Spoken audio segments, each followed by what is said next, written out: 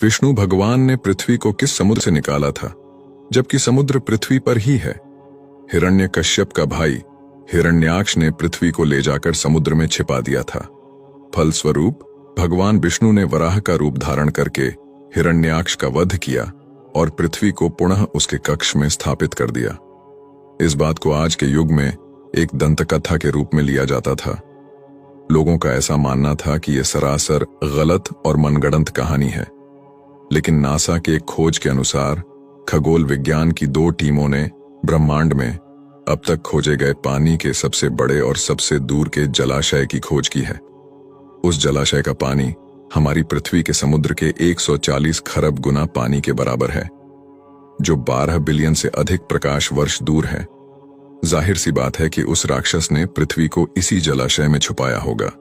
इसे आप भवसागर भी कह सकते हैं, क्योंकि हिंदू शास्त्र में भवसागर का वर्णन किया गया है। जब मैंने ये खबर पढ़ा तो मेरा भी भ्रम दूर हो गया। और अंत में मैं सिर्फ इतना ही कहना चाहूंगा कि जो इस ब्रह्मांड का रचयिता है, जिसके मर्जी से ब्रह्मांड चलता है, उसकी शक्तियों की थाह लगाना एक तुच्छ मानव के वश की बात नहीं है। मानव तो अपनी आंखों से उनके विराट स्वरूप को भी नहीं देख सकता।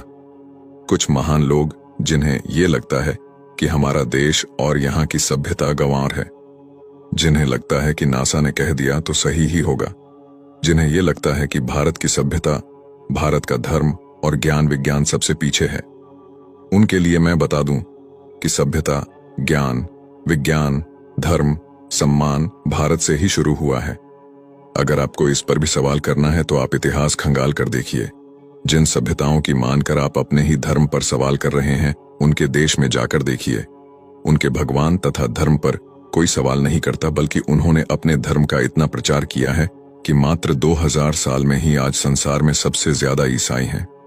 और आप जैसे बुद्धिजीवी सेकुलरों का धर्म परिवर्तन कराते हैं। और आप ही हैं जो खुद अपने ही देश और धर्म पर सवाल करते हैं।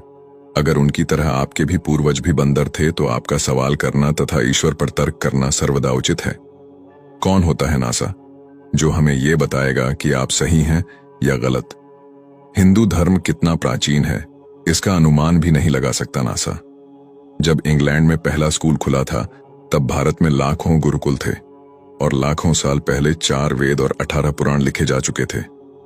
जब भारत में प्राचीन राज प्रथा चल रही थी, तब ये लोग कपड़े पहनना भी नहीं जानते थे। तुलसीदास जी ने तब सूर्य के दूरी के बारे में लिख दिया था, जब दुनिया को दूरी के बारे में ज्ञान ही नहीं था। खगोल शास्त्र के सबसे बड़े वैज्ञानिक आर्यभट्ट, जो भारत के थे, उन्होंने दुनिया को इस बात से अवगत कराया कि ब्रह्मांड क्या है, पृथ्वी का आकार और व्यास कितना है। और आज अगर कुछ मूर्ख विदेशी संस्कृति के आगे भारत को झूठा समझ रहे हैं, तो उनसे बड़ा मूर्ख और द्रोही कोई नहीं हो सकता।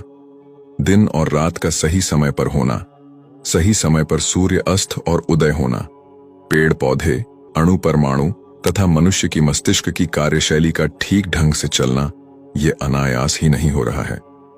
जीव के अंदर चेतना कहां से आता है, हर प्राणी अपने जैसा ही बीज कैसे उत्पन्न करता है, शरीर की बनावट उसके जरूरत के अनुसार ही कैसे होता है, बिना किसी निराकार शक्ति के ये अपने आप होना असंभव है।